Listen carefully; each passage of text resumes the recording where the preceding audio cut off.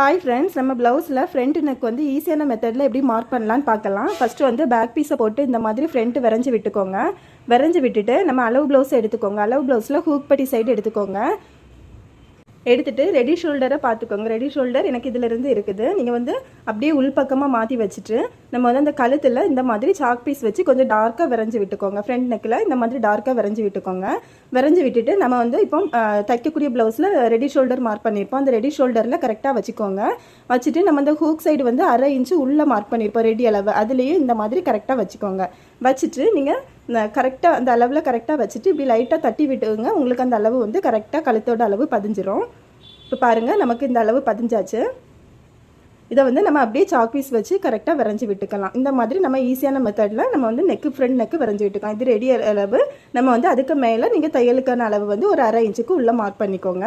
இந்த டிப்ஸ் உங்களுக்கு பிடிச்சிருந்தா லைக் பண்ணுங்கள், ஷேர் பண்ணுங்கள். தேங்க்யூ.